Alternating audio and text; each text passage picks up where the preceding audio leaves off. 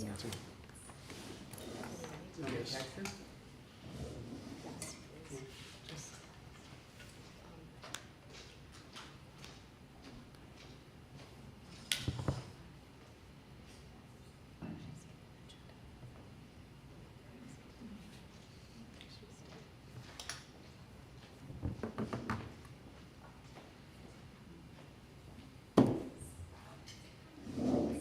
Okay, good evening, everybody. I'm going to call the meeting to order and ask everybody to rise for the pledge. I pledge allegiance to the flag of the United States of America and to the republic for which it stands, one nation, under God, indivisible, with liberty and justice for all. Good evening, everybody, and welcome.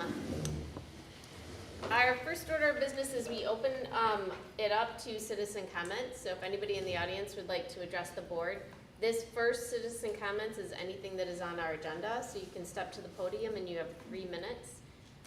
If you would like to address the board, you may do so now. Okay, we'll move right in. Celebrations, Adam. Good evening, board members. Today we celebrated the 100th day of school for the year. After some debate / discussion, we realized it does count the snow days, and always a big benchmark over the course of the year. Obviously, a related celebration is since our last meeting, we have crossed over into the second semester. It was slightly delayed due to the aforementioned snow days, but we are now in the middle of that. The only other notable celebration for this evening, as far as the website goes, is posted the story about the state accountability system results. And obviously that was, we're trying to get the word out about that, how it works out of the community, but that story is on the website. And very brief celebrations this evening, unless you have any questions. All right, we will move on to educational update, and I'm going to turn that over to our esteemed Heather Lewis. Thank you. Hey everyone, I'm Heather. First time I've seen you here at a board meeting, yes. So thanks for having me. I wanted to update you a little bit on my work as our district's health resource advocate in mental wellness and mental health specialist. It's a mouthful, I know, and it encapsulates a lot, so we'll go over that tonight. I always like to start with my guiding principle. It did work when we tested it. It didn't work before? It did. Oh, it did, okay. Thank you. Was that you? That was. Thank you, Mr. Indish. So this is on a Post-it on my computer monitor, and when I open my office, I look at it every day. And the rest of my presentation hopefully will speak to this guiding principle of mine, and that's empowering students and staff to build their capacities and their capabilities surrounding mental wellness and social emotional learning over time. And I'm just starting, well, no, I'm 100 days into my 3rd year here in this position. Oh, it's gonna work now. No, it went backwards, other way. Point it that way, see if that, Up. yeah. I'm doing the Adam side kind of and I'm is doing the all top. over, and I feel like Adam points it over there. Did that work? Worked in rehearsal. Oh, did you just do that? Thank you. Thanks, James. I appreciate you. So I wanted to start. Oh, yeah, put one down. Thank you. So I'm going to start with an update on the state of affairs with SEL at the high school, as that was a big focus for me last year in my work. Some of you might be aware of the fact that I applied for and received a fellowship with CASEL, which is the Collaborative of Academic and Social Emotional Learning. And that was a 10-month commitment last year with the experts at CASEL that I was able to learn under, and along with 42 other educators in the SEL realm across the nation. So that was really powerful for me. And I actually made high school at the SEL at the high school rather, my capstone project for my fellowship. So I picked brains, I dove into the research, and what we're piloting this year, I want to bring to you a little more clearly today and let you know exactly what we're doing. So SEL was a hard sell when I started this job 2.5 years ago. It was a sticking point at the high school, both for students and staff. It was not engaging, not meaningful, and I knew that I had my work cut out for me. So with my Castle Fellowship, I dug into that last year. Okay, James. Well, now maybe it wants to do this one.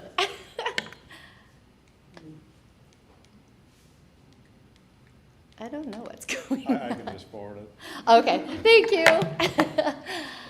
All right, so in my research and in my collaboration with Castle, it kept coming up over and over again that a prescriptive one-size-fits-all approach at the secondary level is not very engaging or meaningful for students at that developmental level. So voice and choice came up again and again. They have to have a voice in what they're learning. They must have choice. And they're all coming kind of from different backgrounds and different capacities from 9th to 12th grade. So we looked at making it a more individualized, meet them where they are, while keeping our Trails curriculum as the cornerstone and keeping grounded in that. That's the way, that's our vehicle to get that information to our students, which beautifully aligns with board goal number 1, which, as you know, is providing high quality individualized education for every student. And SEL is no exception with this model. I also consulted the ladder of meaningful engagement through my work with Castle, which the premise is as you climb up the rungs, the higher you go, the more engaged and meaningful and the more buy-in you will have from students. So we're nestled somewhere right around rung 5 up there, where students were consulted and they have a bit of a voice and a bit of choice. We're still doing our Trails curriculum. That's a non-negotiable, but they have some more choice around what kind of offerings they choose to do.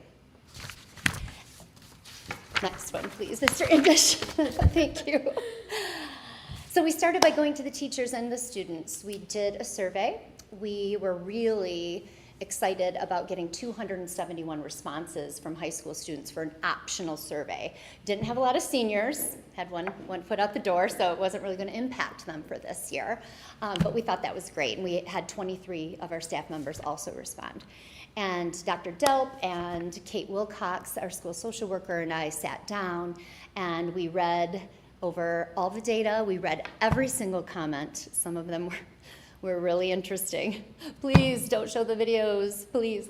But we listened, and we threw everything out on the table, and we came up with this beautiful, individualized, almost like an IEP, a buffet of choices for them in regards to SEL. Now, we knew we had to have our Trails, our board-approved curriculum, as our cornerstone. So our entry point has become in our health classes. So every other Tuesday, second and fourth hour, I am pushing in and teaching mental health and wellness via our Trails program, which is, as you know, out of U of M. And that has been a great lever for getting in there. Now, do we get all students? No, but we get most. Some PC out of it, but we get a far greater number than we would with the disengaged video watching. So we know that that is a way with Fidelity that it is being taught to many of our students. I have Sam right now. Did he tell you? Okay, yeah, because the new semester. Anyway, it's so super fun to work with him again. I had him in kindergarten. We kept our dedicated every other Tuesday SEL time, which you had already approved and known about, but with the addition of a video option for the 11% of the students that said, yeah, I liked the videos. Yeah, 11%, but they have the option. And also the addition of study halls. Now, quarterly, we have non-negotiable video-only AOT days. So that would be our traditional or our old model, and those are done by me.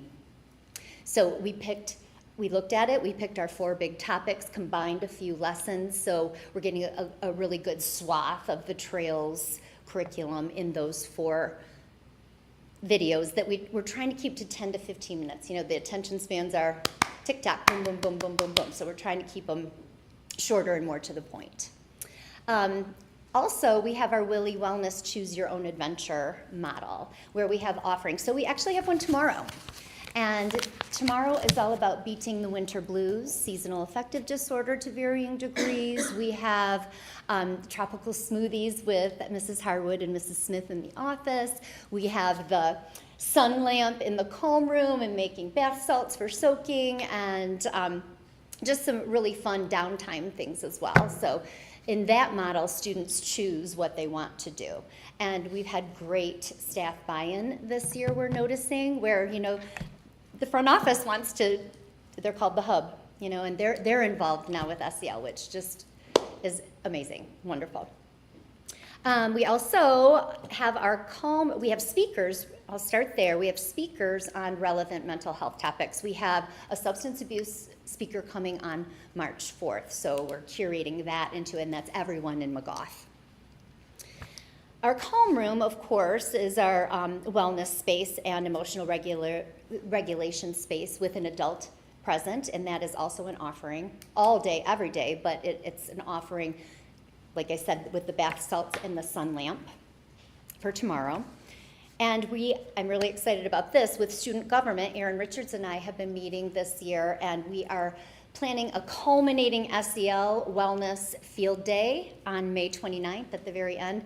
It's going to be a little tricky with the torn up tennis courts, but we're working through that. We're figuring that out, and we're really excited about that. So those are our Tier 1 offerings. What has come out of this is we can address Tier 1, Tier 2, and Tier 3.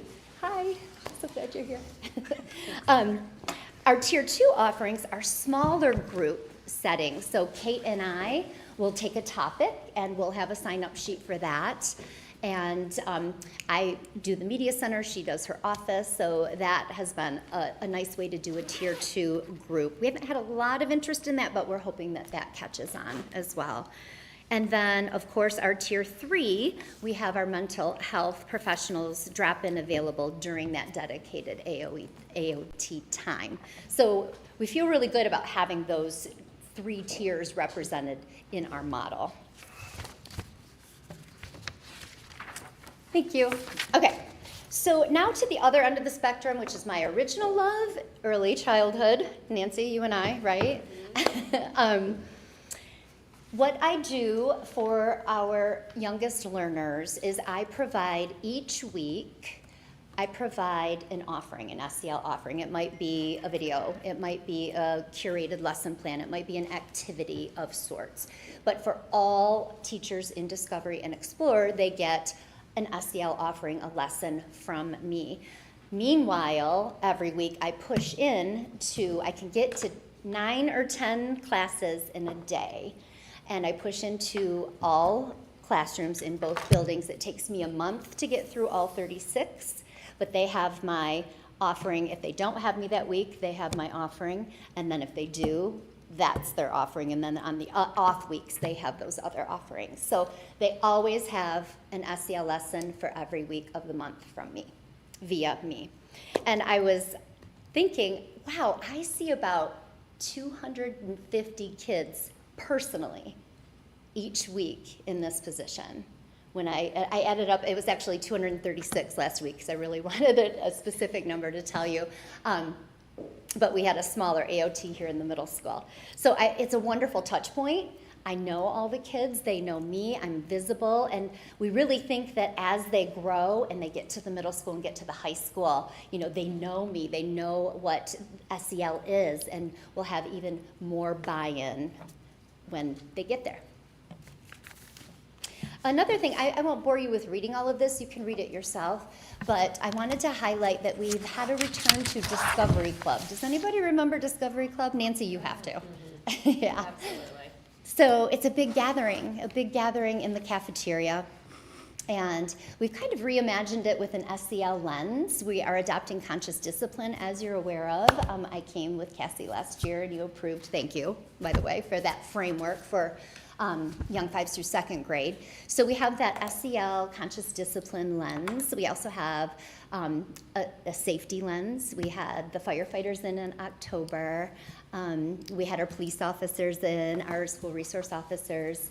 So we use it as an opportunity to community build, but also to get some SEL in as well. So it's yet another touch point, and that's Becky Durling and I have kind of resurrected it, and it's been really amazing. We're getting really good feedback from students and teachers. And I touched upon the fact that I am helping facilitate the conscious discipline framework. Now, that's in Discovery. They are adopting it. Explorer, they are not adopting it. However, they wanted a book study to learn more about it so that the kids that come to them from this model of SEL, they will know exactly what that framework is about. And actually, we've had a lot of interest, and they're starting to adopt some of the principles themselves in Explorer. So that's been really great. Next, please. Thank you. All right, this is a redundant slide, but I'm talking about my secondary services. So I've already talked at length about what I do at the high school, but in the middle school, every Thursday afternoon, I teach the Wellness AOT with Pete Cool, and it's enthusiastically attended. It's been really, really fantastic. It's been a great entry point for me. And again, as those kids come up to the high school, we're getting more of that buy-in and familiarity with the concepts and with me. Also, in addition to that, I helped them facilitate a Willy Wellness type event here at the middle school, modeled after what we're doing at the high school, to see if that's something they might want to incorporate in the future for them. I also provide SEL and mindfulness resources for middle school and high school teachers for classroom use via Google Classroom or even individual emails. Next one, thank you. So beyond the tier 1 scope of what I do, and this doesn't encapsulate everything, but this is a pretty good picture of what I do. I meet with individual students. I have kind of like office hours. So I start every day at the high school with an open door, 8 a.m. to 10 a.m., and I have regular students that come visit me. I am not a therapist, I'm not a counselor, but I'm more of a life coach. And we talk about anxiety, we talk about stress management, we talk about coping tools, mindfulness. So that is a really big part of what I do. I'm also, of course, I'm available for walk-ins, but I do have my regulars that I check in with me. I also take overflow when I'm actually physically present in the building, but I am everywhere. But I do take overflow for, Mrs. Eric gets a line out the door sometimes. So I take some of that overflow until she's available for those students so they can emotionally regulate in my room until Kate or Linda can see them. I also provide mental health and emotional regulation support for staff as requested, and I've been able to do that with lots of staff members in various capacities, so that's been really, really rewarding. I love to share that. I'm thinking about doing a little Instagram thing of little tips and tricks, but that's for another conversation. I also provide athletic teams and individual student athletes with mental health and wellness and performance-based skills. And I started that when my husband was the varsity basketball coach. I was at Columbia at the time, and I was piloting. I did my thesis on student-athlete mental health and flourishing. We've talked about this, Nancy. And so he's like, yeah, sure, come on in. You can talk to my kids. And it was really, really great. I also worked with Pete Cool. And then the swimming and diving coach reached out to me in the fall, and I was able to work with them. And then there have been some individual student athletes who have come to me that I've worked with as well. Baseball players, swimmers, soccer. So that's been a really fun aspect of my job that's kind of taking off a little bit more. And of course, I provide materials, resources, and strategies to parents as requested. I'll get sometimes an email from a teacher. Do you have anything on relational aggression? Do you have anything on conflict with friends? And I'll share that with teachers who then share with parents, or sometimes parents will contact me directly. What do you have on anxiety? So I also serve in that capacity. Thank you. A couple of celebrations. I think you're probably all aware of our beautiful Calm Room. Have you all seen it? You haven't had a chance to see it, Heather? Have you? Oh, I hope you come. Please come, stop by, visit. It's an amazing space. Julie Purcell is a wonderful, amazing educator in there. It's been all I could have imagined and more. It's being widely utilized, and it's such a great alternative space for kids who need to regulate. And it's a really quick hit. You know, they have 5 to 10 minutes. The timer goes, see ya, have a great day. So it's been really, really, really great. So I got to work on that, and that was a wonderful project for me. Also, several successful grants that I've gotten. We are able to support our Discovery and Explorer teachers with the use of the Calm app, which they can use in the classroom, so both personally and professionally. And from the data, because I'm the administrator, so I see the data, they use the music a lot, the calming music a lot. That's the biggest bang for our buck there. Also, last year, at the end of last year, I was able to get the Peace Minded app, the platform for both Discovery and Explorer teachers, which not only have similar things to Calm, but more curated for the classroom.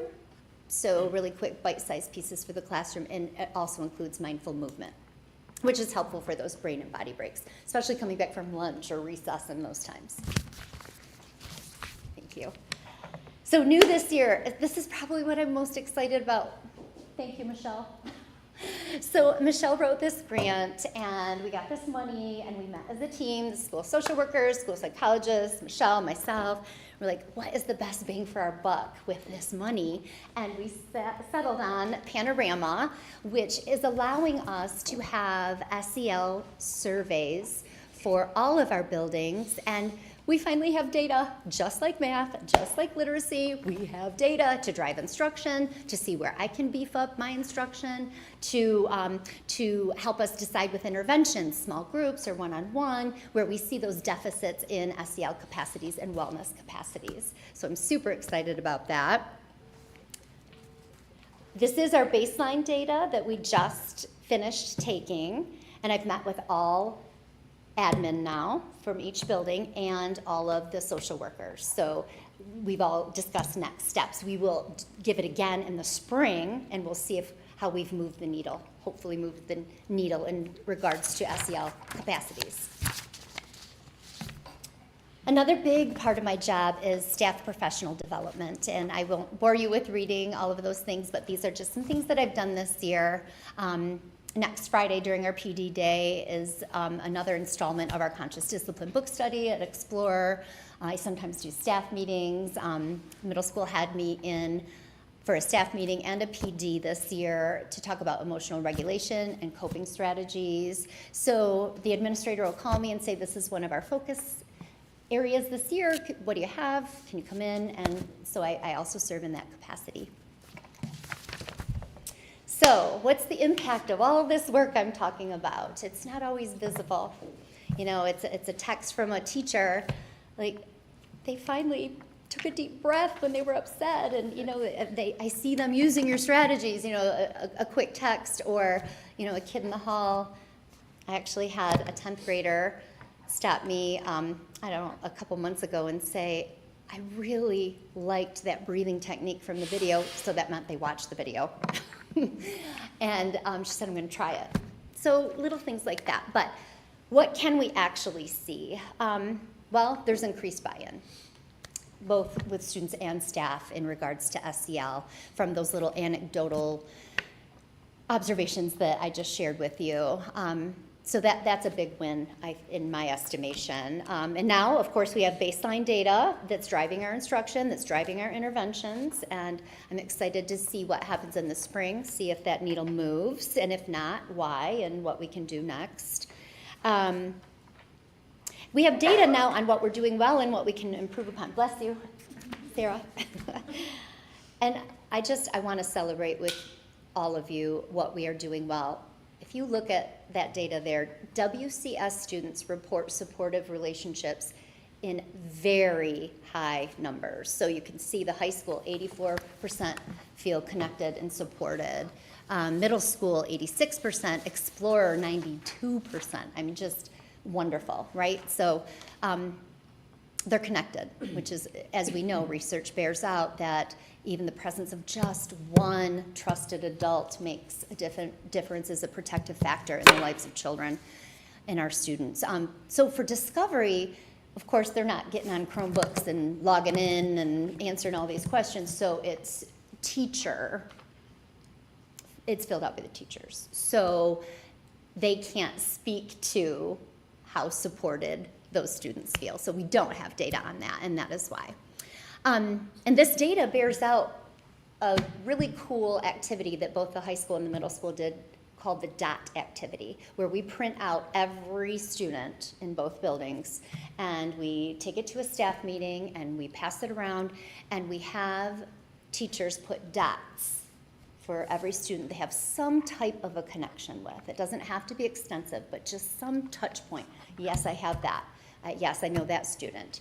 And we got smart because we did it 2 years in a row, and we did it at the high school. We did it, freshmen are over here, or sophomores, or, so then the people who just teach AP are, in the freshmen.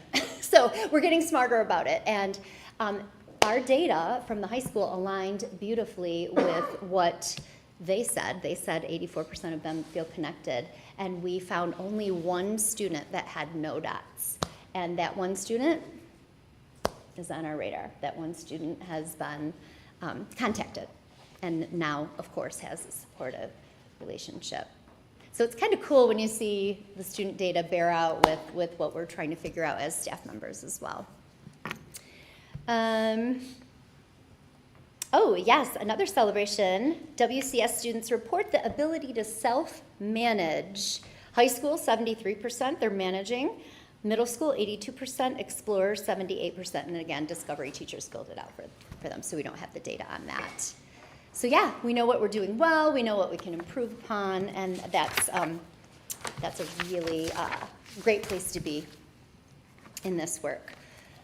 So here are a couple of, I had to include these. I'll let you read them. Are they in your packet? Can you read them? They are. Yep. Okay. So this just gives you a little smattering. I did this activity, and they could write, they're lucky because of anything. And I got a few that really, really warmed my heart that I thought I would share with you, and that's a little bit of visible impact for you. So much of what we do is not visible. So here's a little visible, and I have a couple of them hanging up to remind me every day. Any questions for me? I have one. On Sure. Your Willy Wellness. Yeah. So is that something that just goes on through the day? Can kids, or is it like a 5-minute thing that kids? It's just choose that out? AOT time. during So that we time. have that dedicated every other Tuesday SEL AOT. So regular AOT is on Thursdays. So every other Tuesday is that same AOT schedule for the high school. And so a Willy Wellness will be during that half hour. So kids can, during that time. They like, sign up for wherever they want to go. Where they want Just like they'd sign up for, I want to see Mr. Herrick to help me with my math. They can sign up for bath salts tomorrow. And then that's actually full. That was filled to capacity. So yeah, they sign up and then they have that half hour. And we have gotten feedback that they're all relaxed and then they don't want to go to 6th hour. I was like, oh man.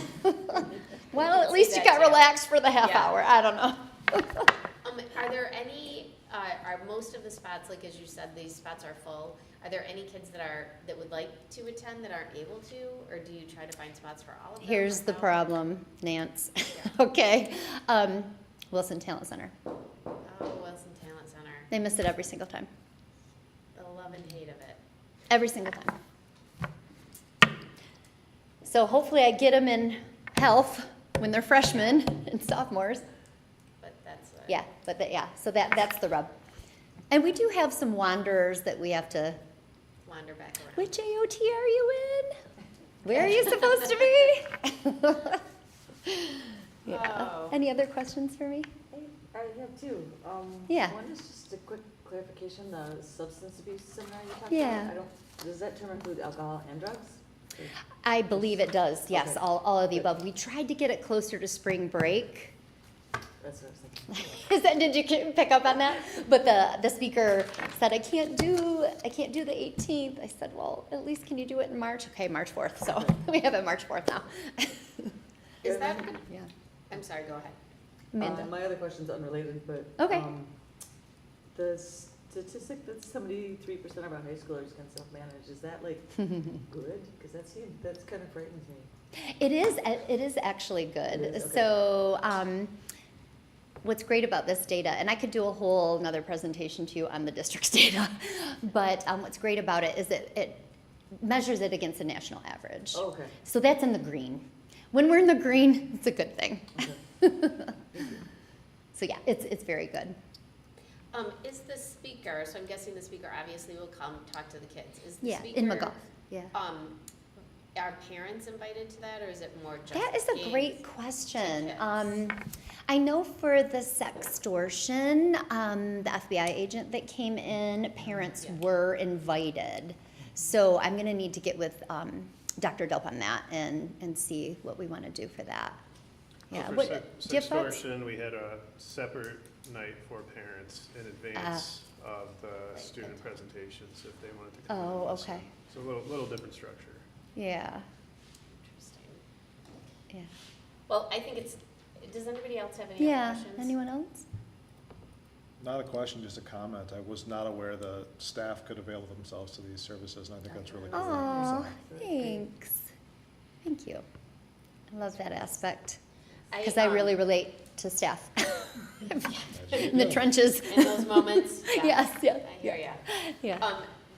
I just thank you for the work that you're doing. I think it's something that is desperately needed just across the board. And, life that our kids have to deal with is so different. I talk to parents a lot and they're like, well, what was good for me? And I'm like, okay, that was 30 years ago. Yeah, right. 40 years ago, 50 years ago. Life doesn't even resemble what We it don't looked like for yeah. any of us. You didn't have any of that stuff. No. That we didn't have. I'm in that category too. Yeah. And the challenges that these guys have to deal with. So I think, and I do think it is something that we just have to keep working at, because you do see it at the elementary school, and it is a buy-in thing. And the more that these kids kind of get used to it, and the conversations are there, and people are talking and using it in their everyday language, we're just going to continue to see the impact. So I do thank you. It Thank carries you. home too. Thank I you. hope you know Oh, that. Yeah. Thank you, Amanda. Thank you. I love to hear that. I mean, it's one thing, at school, but to apply it at home, it's wonderful. Thank you. Anyone else? Any other questions? How'd we do on time? Oop, You are good. I'm 2 minutes past, right? You are fine. Thank you all. I appreciate it. Thank you so I much. appreciate being here very much. No, we appreciate that and appreciate you, so thank you. Okay, moving on, upcoming presentations and discussion items. So upcoming events on the 3rd of March is the next regular board meeting. On the 11th of March is a scheduled housing committee meeting. And on the 17th will be the second meeting for the full board in March. No other committee meetings scheduled at this time. 2 other non-board meeting related events of note. One is the MSU FCU art exhibit is currently open at the headquarters in East Lansing, and in my update on Friday, there was a QR code that you can go in and vote. You can also just go to the MSU FCU, just Google it, and you'll find it. But cool thing about that, you get to see some really great student artwork, but then you can also vote for the school whose artwork you want to support the most, and also then the individual artists. So it's a nice way for the kids to get some feedback and recognition, and there's a variety of awards that they get for being part of that show. Another big event is on the 14th of February, not Valentine's Day, but the other event that night is the Be Nice basketball games, 5:30 for girls, 7 o'clock for boys. Yes, it's basketball, but as the board knows, and hopefully others, it's a great opportunity to come and learn about some of the things that Mrs. Lewis just discussed. Find out, what is the school district doing about bullying? What is the school district doing to address each individual child's mental health and social emotional needs?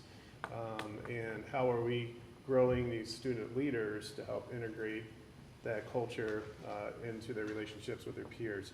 So you get all of that stuff. It's a great opportunity to support that initiative by showing up. And obviously, it's a cheap date night on Valentine's Day, and you get to watch a couple good basketball games as well. So 14th February, 5:30 and 7 for the Be Nice basketball games this year. Paige Paulson, our AD, got new jerseys. So I think we're going to try to do like a jersey reveal this week or next for just the Be Nice jerseys like we've done with girls soccer and football. And again, just trying to utilize our student athletes who have that opportunity to really have a positive impact across the district is kind of, and having that captive audience, so to speak, and really leveraging the positive benefits of that program. Moving on to the bond updates, things are definitely picking up speed. The latest updates, the bidding specification packets for both the middle and high school lockers and the tennis courts have been sent from French Associates, which are the architects, to Chrisma Company, the construction manager. So that's a big step forward. Now they actually have the bidding documents or the bidding requirements, and then Chrisma can start going and getting bids out on those projects, and then of course that'll come back to the board to approve those items, hopefully here in the not too distant future. As I might have mentioned, we got the first draft of the new Explorer Elementary, and then 3 different options for what the drop-off pickup loop would look like. We quickly cut that down to just one option, and now we're kind of working on fine-tuning that. The Explorer design is going to have some significant revisions. The nice thing about it is French Associates, we know this from working with them on other projects in the past, including our secure entrances, very receptive to our feedback, and we're almost instantaneously trying to come up with other ideas that would meet the goals that we have for that project. So I think that's a good sign and kind of validates that strong working relationship we have with the firm. On the 11th of February, we have a group of teachers from Explore that's going to go visit a school in Midland that French recently designed that has a classroom structure, or really a school design, that they were interested to see if we would want to replicate at Explore. So that group of educators is going to go there to see what that looks like and bring back their feedback, and that'll be an important part of the process as well. And then we've had engineering out to do another visit and observation of the traffic flow patterns outside the elementary campus. That was last week. They've also gone to the softball field and completed the infrastructure assessment, so they know like where's the electricity coming from, what's the capacity for water, sewer, all those things. And so that'll go into the final design process for what's going to take place at the softball field starting this summer. And I think that's it for today, but tomorrow there'll be more stuff. So it is definitely moving now, and kind of exciting to see that some of those plans are not too far out from starting to actually be built. Those are the superintendent's updates or report for this evening. Are there any questions I can address?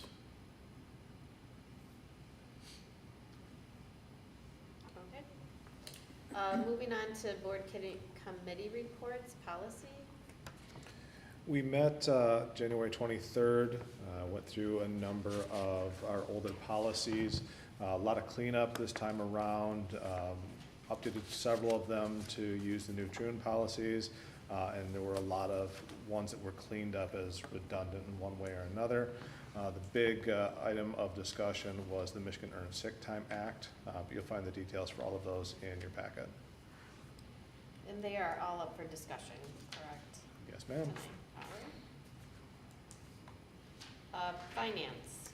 We met on January 27th and had a lot of updates in regard to the bond projects that Dr. Spina was just talking about, as well as an update on the budget amendment, which we'll hear more about later tonight from Sarah, and then we also talked a bit about some of our fund updates, and just of note, the Michigan class that all of you probably remember that we invested some of our funds into that class fund, has raised over $167,000 this year alone.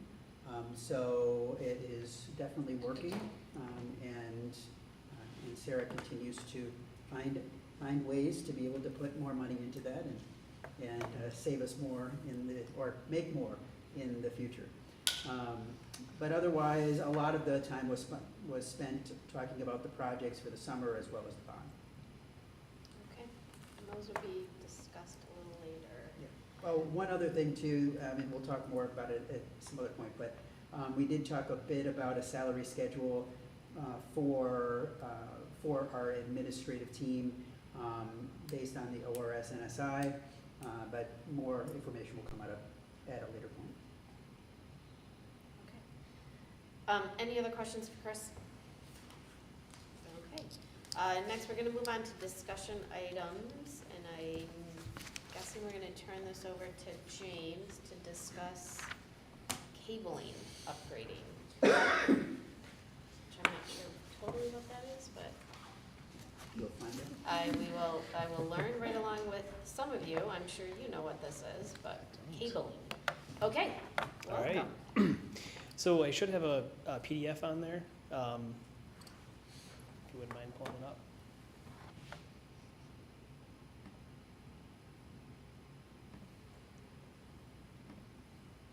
And then if you, maybe it's on the desktop. If not, I have a flash drive with it on it.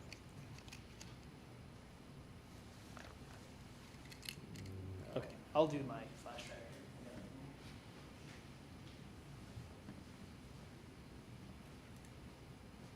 Or maybe is it in the actual So it might be in document? the document here Okay. in a second.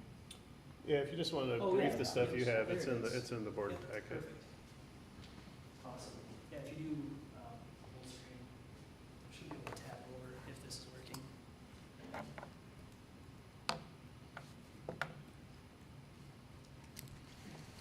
Okay, I'll just get going here. Okay, so I'm here tonight to recommend that we replace the structured cabling at Williamston Middle School and Williamston High School that's outdated at this point. So we'll take a step back, and would you mind going to the next page here? Trying to. There we go. So the original game plan was, so according to the bond schedule, we were going to replace the phone system in the summer of 2025. After taking a look at what that would involve and our existing cabling infrastructure, it became apparent that we would need to invest in upgrading our cabling that's in our schools.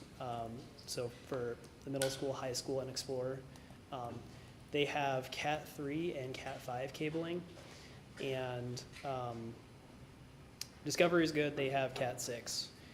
So the Cat 5 cabling, it's from the 90s, doesn't support modern data rates, and it doesn't support PoE power. So that's going to be all of the cable that's in the wall that goes to a wall jack for those three schools, so Explorer, the middle school, and the high school. Next page, please. So the current game plan is to push back the phone system replacement and phones to the summer of 2026 to give us time to replace the cabling at the schools that need it to support the new phones and phone system. And so tonight I'm here to make my first of two recommendations to replace the structured cabling to support modern hardware, including phones. Yeah, and I guess I'll just touch on some of this stuff. It's kind of hard to read up there, but so the top, the top category there is, that's all stuff that's in the bond, stuff that's technology related, and you'll see that red category down below. That's going to be the recabling work. So you can see that kind of starts this summer, and then we'll finish next summer when we go ahead and actually install the phones and the phone system. And we have some other projects on there that are going to be moving in parallel to the bond work, stuff that wasn't included in the original scope that Adam, Sarah, and I sat down and we identified areas to invest in technology over the next 4 years. So there's some other items on there that you should expect to hear more from me on as we progress through the next 4 years.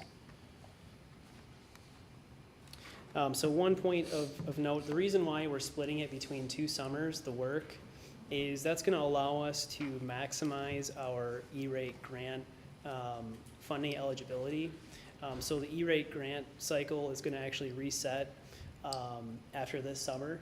So we can use up the rest of our existing budget for E-rate this summer, and then the following summer it'll refresh and we'll have the full amount that's available to the district. So this will minimize the end cost to the district, essentially. Okay, go ahead and proceed, please. Okay, so in cooperation with Barton Malo, on December 16th, 2024, we issued an advertisement for bid for replacing the Cat 5 and Cat 3 cabling at Williamston Middle School and Williamston High School to upgrade it to Cat 6 and Cat 6A cabling. Then a month later, January 20th, 2025, all bids received were open and read aloud in a virtual meeting. And the best offer we received was from AMCOM for $224,000. We received several offers on there, companies that we've used in the past, FD Hayes, Moss. So we got a good pool of offers, which is good because that'll bring down the cost.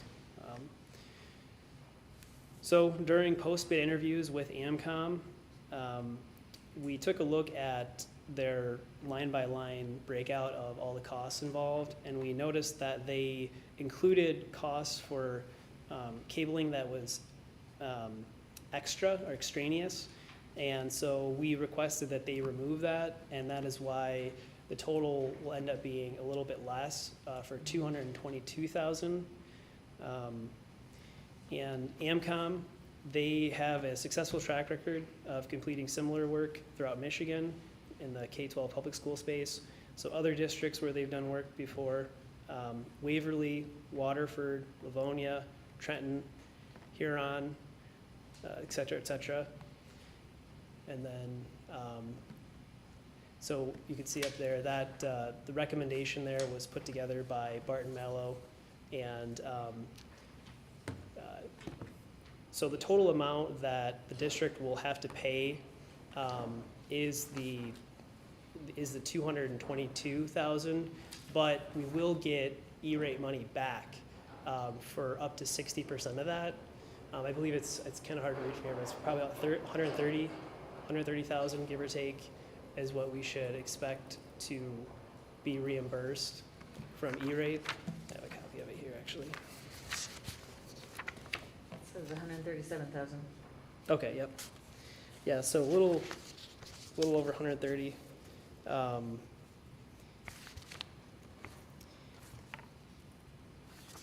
Yep. And so that will be for the first E-rate cycle this summer, and then the E-rate will reset, and then next summer we'll have more money to put towards doing recabling work for Explorer and Discovery. And so,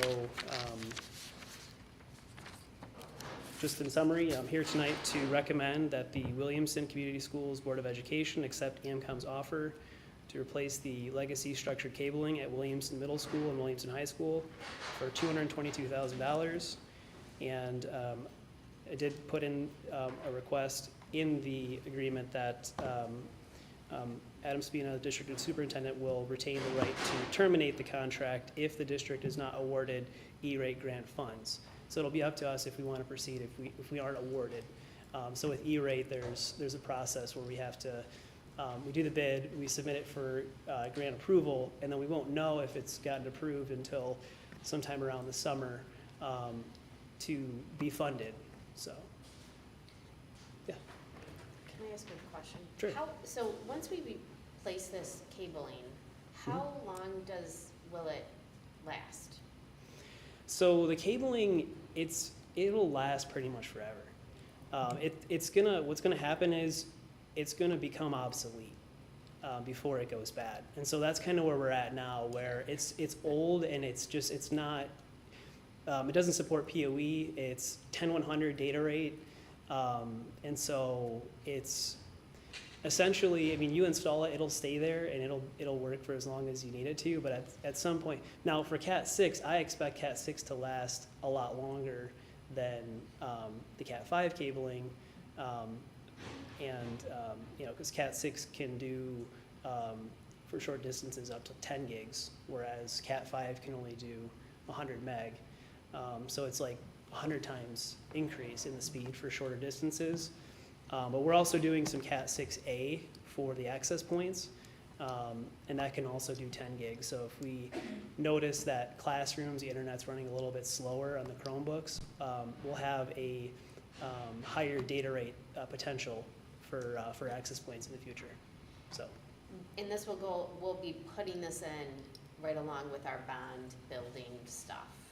Yeah, we're trying to time it so that it plays nice with the bond work. So we kind of have this all set up in place for the new phones, and the phones are in the bond. There is money in the bond for cabling work too. It's just not the full amount that we need. And so this is just to cover everything essentially. The other thing is we're planning on replacing the fiber between our different network cabinets. Because right now it's OM1 fiber, which is like the original oldest fiber, and so it's limited in how fast it can go. So once we have that upgraded, we'll have the ability to essentially just kind of flip a switch to make our bandwidth go up. Right now we're doing 1 gig at the district level, but once we have all this recabling in place, we'll have 10 gig between all of our schools and all of our network cabinets. And so, when we start doing things like adding more security cameras, we have door locks, we have lots of things that are, and all the while kids are on their Chromebooks doing schoolwork, teachers are teaching. So over time, the need for increased bandwidth goes up. And so this recabling will, it's gonna last for decades. So, Nice. What we have now, it was installed in the 90s.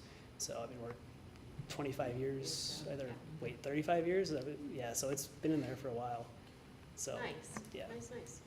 Any other questions for James? I think in the past you said the cameras you're buying are all PoE. Is the phone system going to be PoE as well? Yeah, we're gonna do PoE phones Okay. for the handsets. It's a lot easier to manage. We can piggyback off of the desktop connection. So that's the game plan, Nice, okay. yeah. So will Discovery get the PoE phones too? Absolutely, yeah. just have They the already have the cabling. newer cabling, exactly, So- yeah. So I think Discovery is built in like the 2000s, early 2000s. Does that sound right? But Cat 6, they have Cat 6, I've confirmed already have it. So, yeah, there might be a little bit of Cat 5 here and there, but it's not enough to do like a full, yeah, we'll adjust that next summer, but it's not very much, if any. Are our facilities teams able to do short runs and stuff like that? Like not completely gutting, but if they have a line that's too slow, can they run a replacement? Yeah, we've had them do that As before. one-offs, yeah? Yeah, we've had them do that before. Typically, we try to have, a crew that's, they do it every day just because they'll do a little bit of a better job with making sure it's all structural and hung right. And but yeah, if we're in a pinch, we can definitely have our facilities team do it. And it's just a matter of kind of following what's already there. And so, but with this, obviously, it was so much work. We need a full team of people to come in, and but yeah, we'll be able to accommodate for little onesie twosies. Perfect. So Any other questions? All right.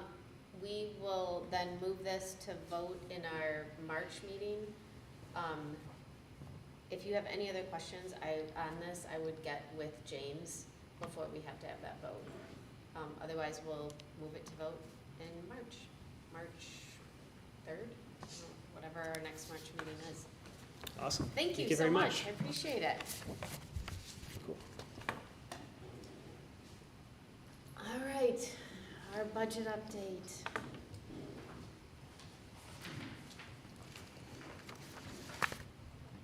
Did we decide these don't work?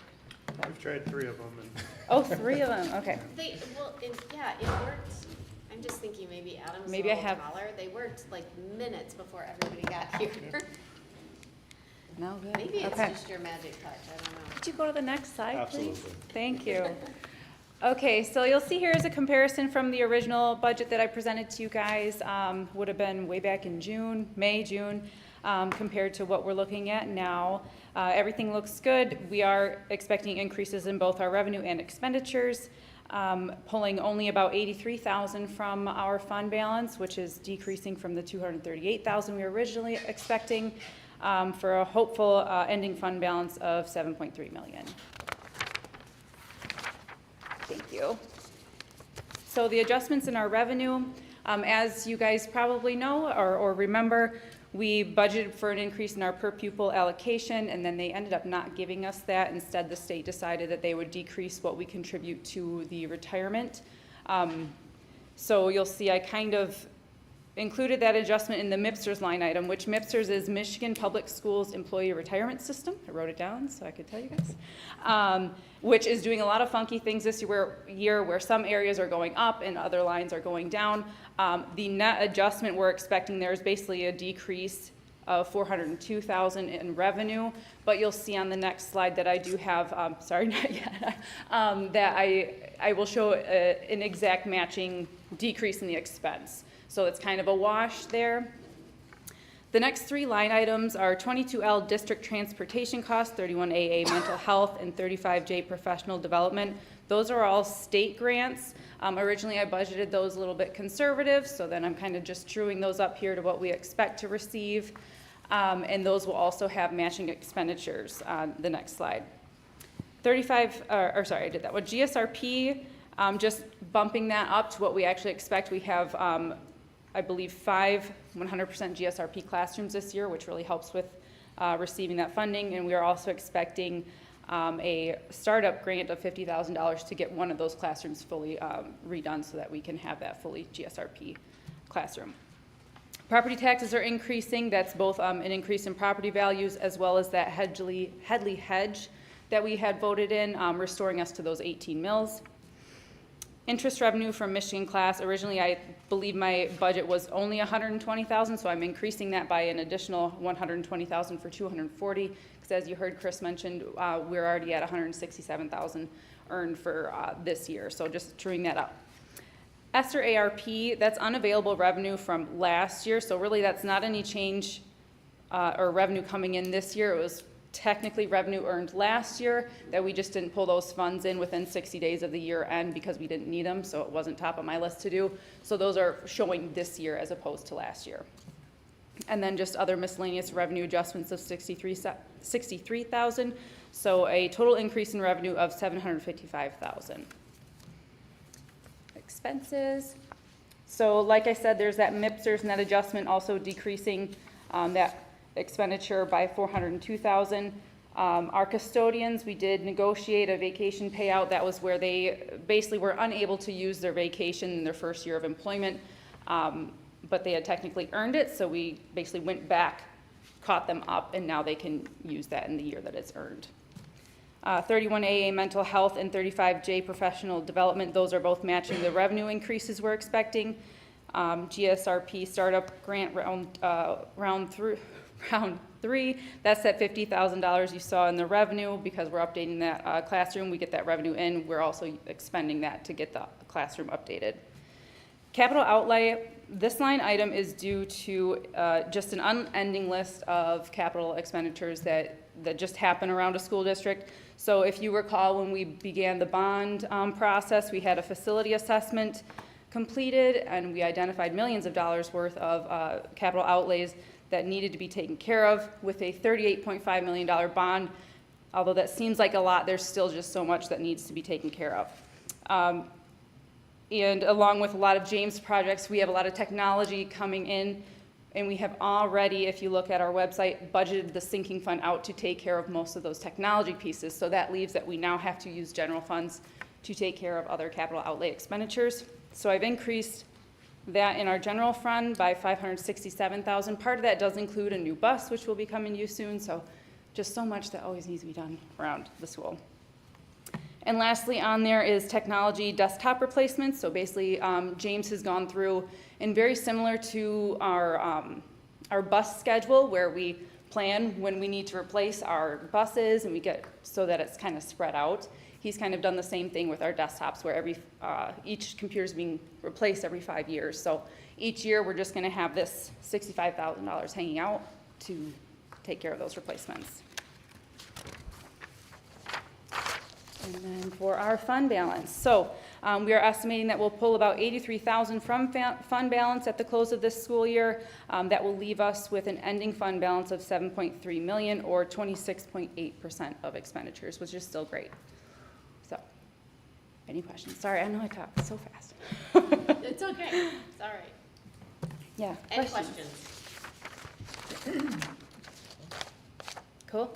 Thank you. No, it looks, I mean, when you look at that 300,000 that we had down there at that end to get up to that 7 million, it's been a lot of work and a lot of budgeting on your guys' end, and it's been very, very appreciated, so we can take a little bit of a breath, especially not having any clue what's coming over the next couple of years, so very nicely done. Thank you, thank you. Any other questions for them? Okay, do we have to vote on that, right? We have to vote on the amended budget Next month, next. or next. So if you have Next any, again, I think the budget is really important, especially as we get going under the new administration and what's gonna be paid for and not paid for. We're gonna have a lot of community questions on that. So if anything in this is confusing, or you need clarification, or makes you feel uneasy, please make sure you reach out to Adam or Sarah. Otherwise, we'll move this to be voted on March 3rd. I think that's our next meeting, March. Move to action. Okay, the next thing up for topic is our smartphone device survey. So just a recap, kind of, I guess this would be a reminder for some of you, new for Heather. We spent last year kind of going back and forth of what to do with cell phones and our students and the use in classrooms. We landed on some of it because we were at a short time frame, landed on kind of banning them from the classrooms. We then asked for some survey data.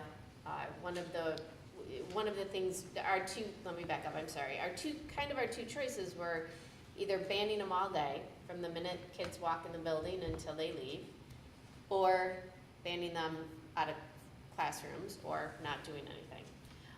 Some of the discussion around banning them all day was how were they going to be, and I hate the word policed, I can't think of another word, but during hall time, passing time, lunchtime, I believe, this is just my belief, that if we're gonna make a rule and can't monitor it, then what we have to say or what we say or put in place has no meaning, and we lose credibility.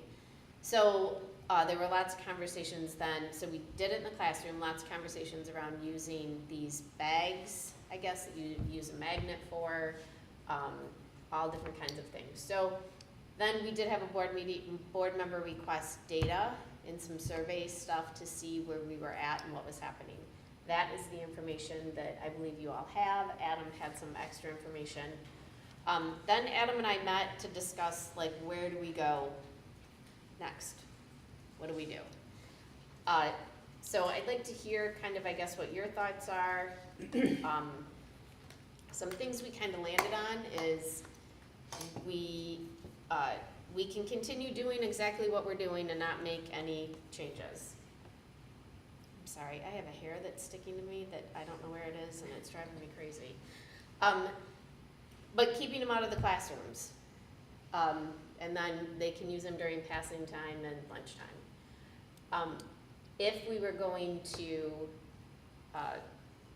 my opinion is if we are going to do something like have them out of class, we gotta come up with how we're gonna do that, or out of school completely, the money to do that, the pros and cons of that. I also think then maybe we need to have some community input. So do we stay the path that we're going right now? Do we have like maybe a community meeting? And what would that community meeting look like? Have parents, students, whoever want to come in, maybe set up different tables, have us at the table, have it very kind of, I don't want to say controlled, but have a very like thought out process of what the meeting would be to gather some more data, some more input.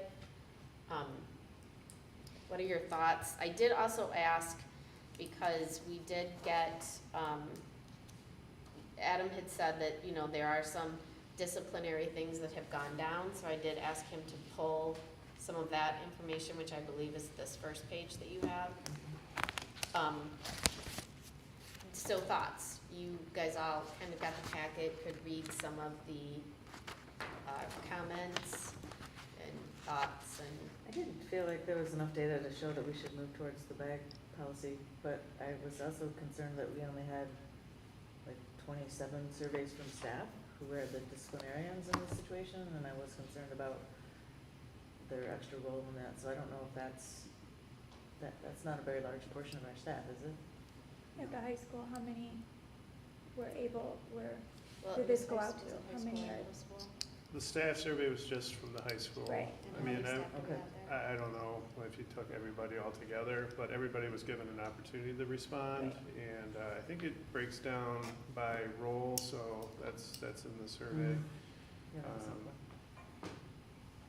I always take it if people don't do the survey, then things are fine. That's how I took I it mean, too, so I didn't see if enough you need something, if evidence you have to point something to us say, you should put it out in there. that direction, and That I'm might not be surprised true, at how but- well it's working. I thought based on the comments that the teachers aren't interested in policing it any more than what they are. I got that think too. Some Some are a little angry. Yes, which- which not everybody does the same thing, and then how do you? Yeah, This I- whole thing came from the teachers, right? They requested that we come up with a policy. Wasn't that the Well- whole impetus? I think some of it also is, we don't have, you know, when it comes to personal,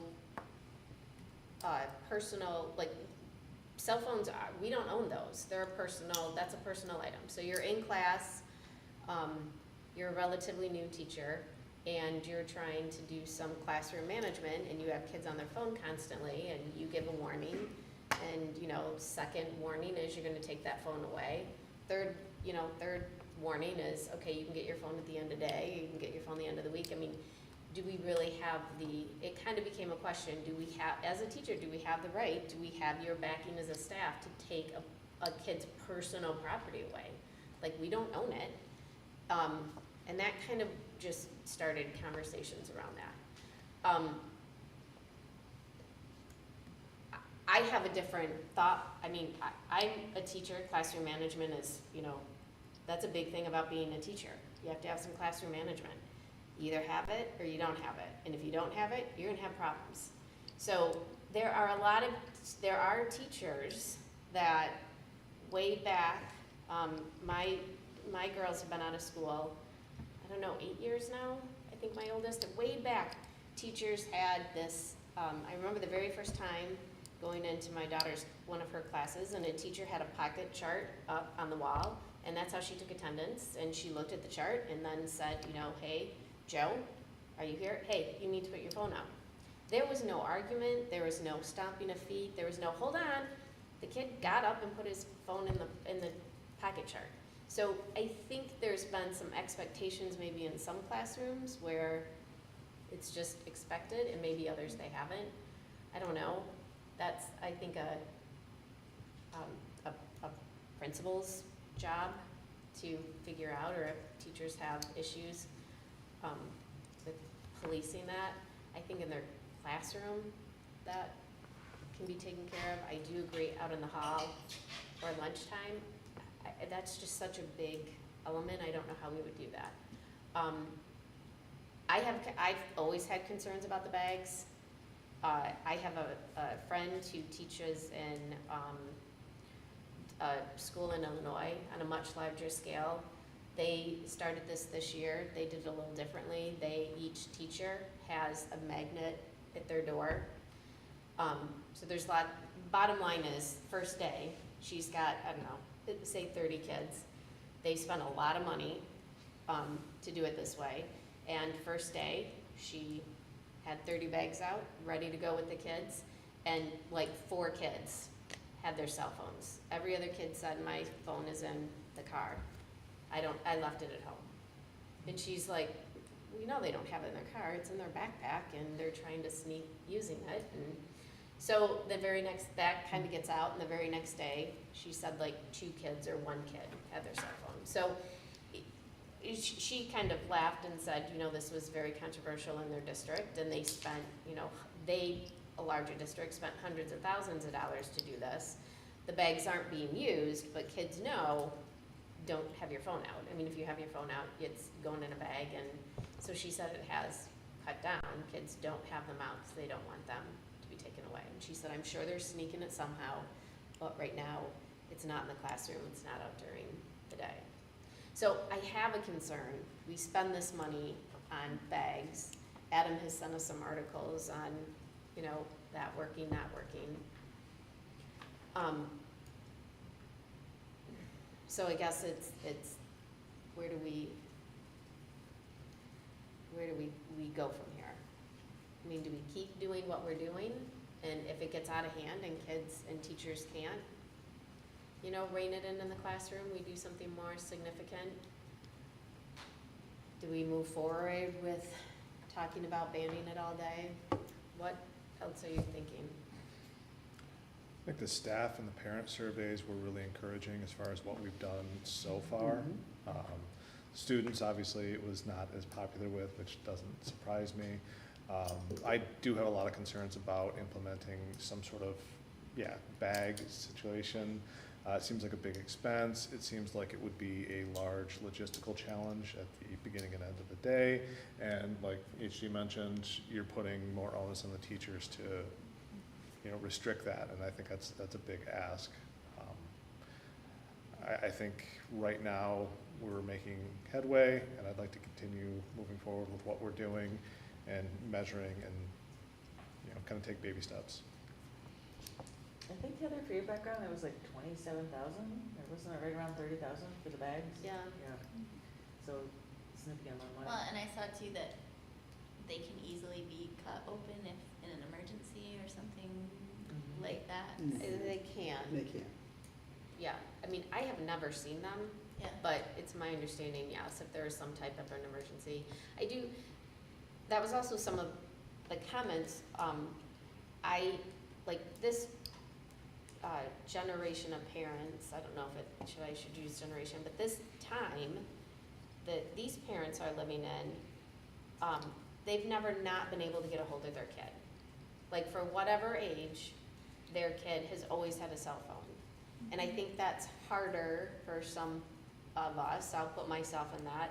My kids didn't get, their first phones, they got, I think they were in high school, and it was a flip phone.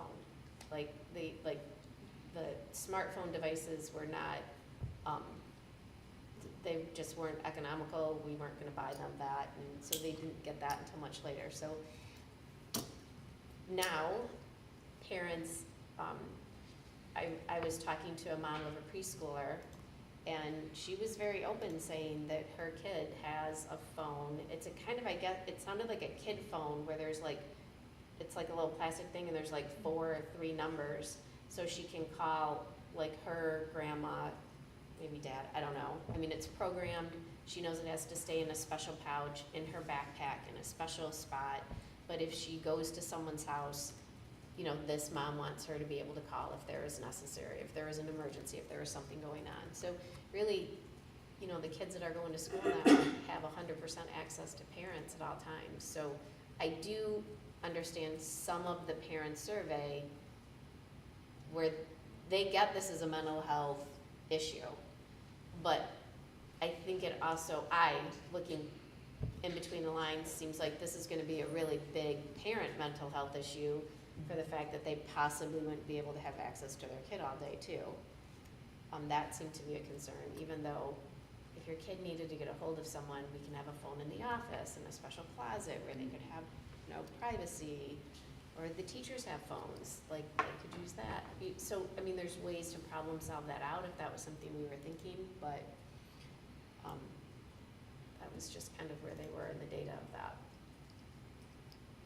It was kind of interesting because when I was looking at the data, one of the things that was interesting when you looked at the parent data was that, almost 48% of the parents said that they were in favor of strict policies, but then it contradicted itself because the parents also said that 43% said that they were opposed to a ban on banning devices. Right, yeah. So we had this push and pull of we want it, but we don't want it.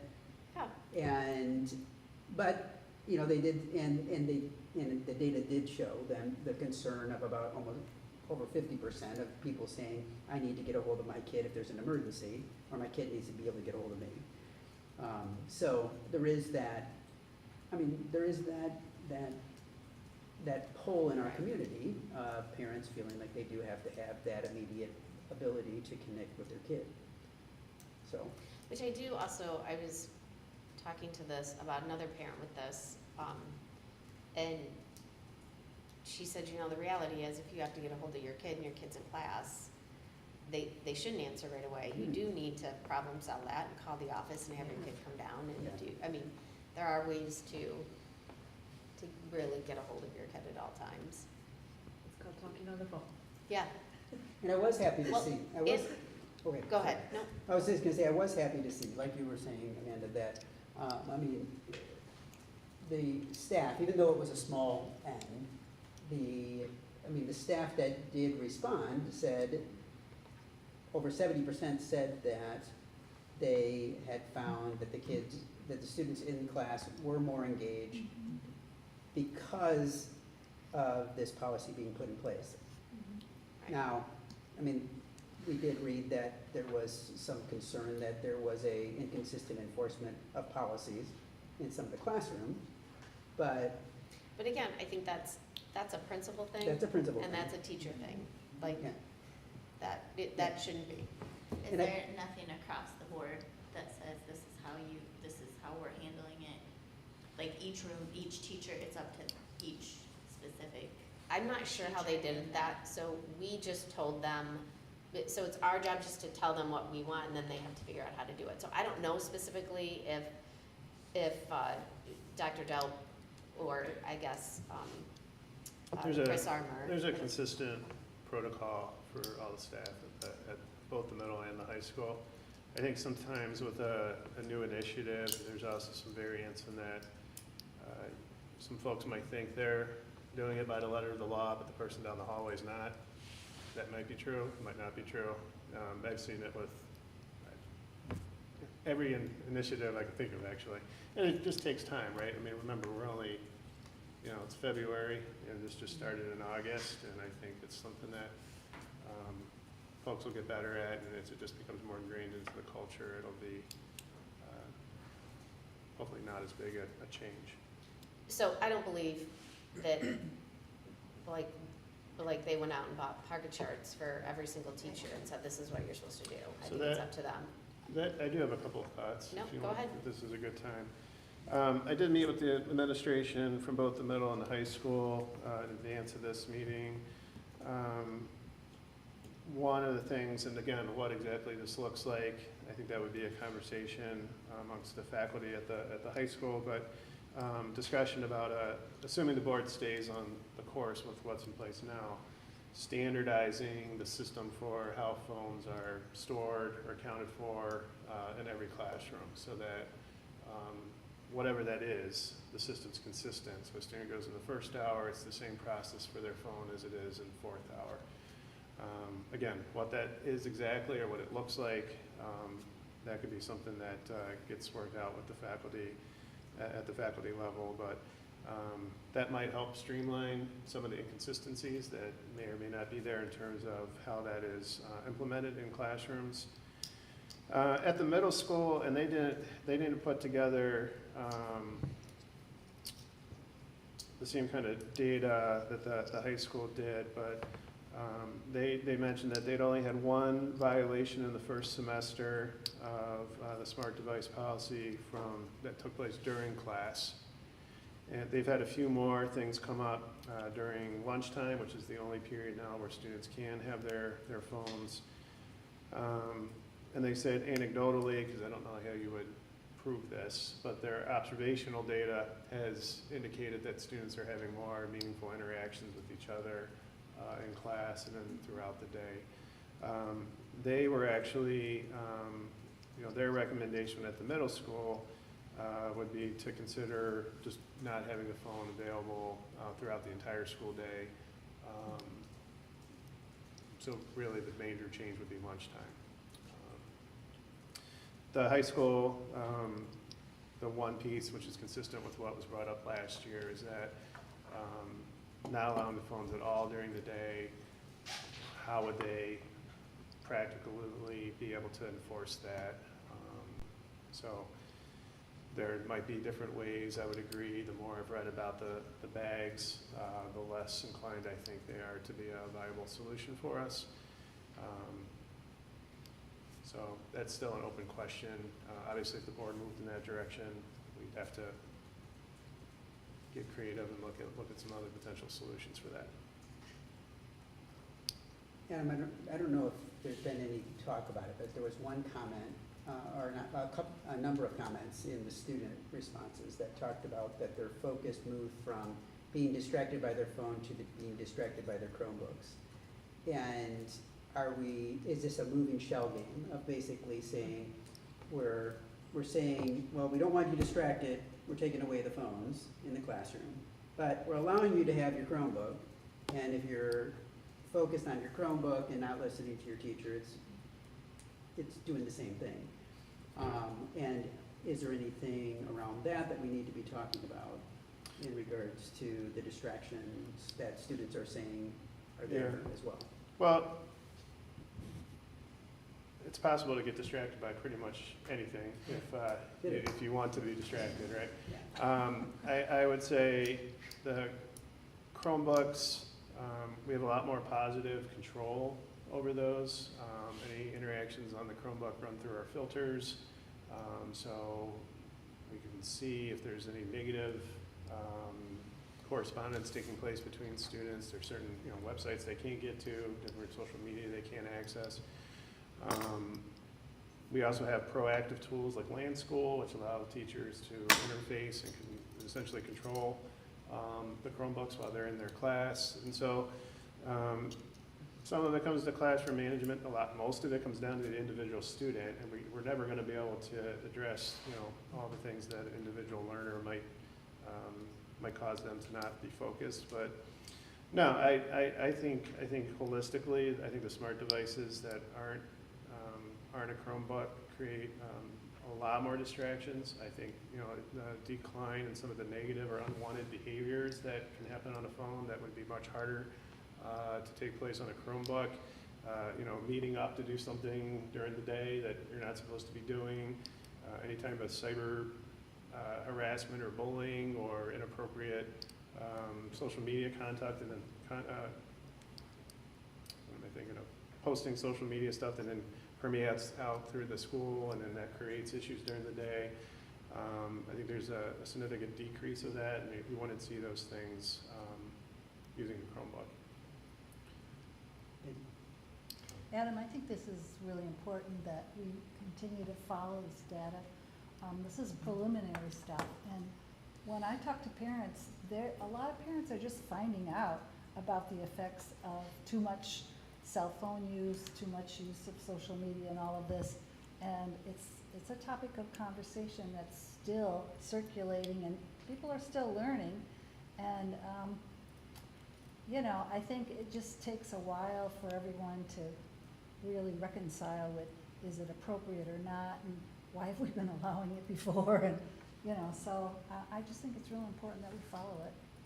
I found it interesting, and you know, both quantitatively and anecdotally, just in talking with parents, I think, again, the survey results vary, but I mean, generally speaking, I do think parents have an awareness of the negative implications on adolescents, especially with social media and the amount of time they're spending online and the types of content that are being accessed.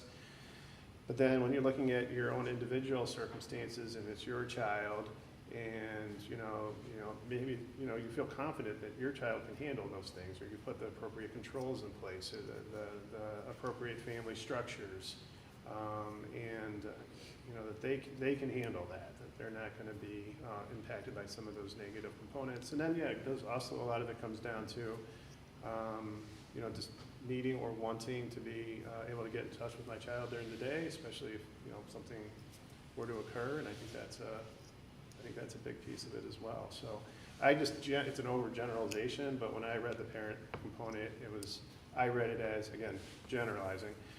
We're aware of the negative implications and the negative effects of social media and addiction to the devices and all those things, but at the same time, it's got these, we're doing things as a family to compensate for that, and getting in touch with my child is still very important to me, for whatever reason.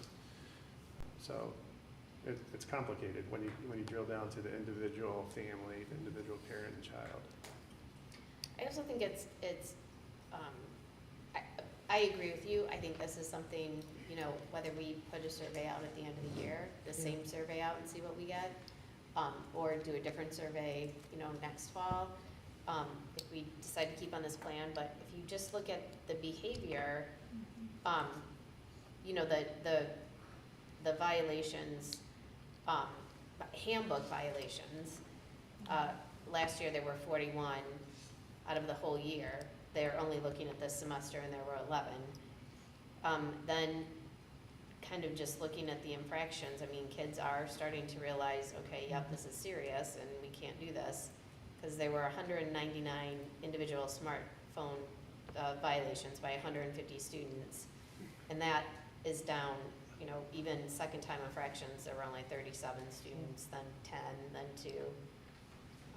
Even looking at the infractions by month,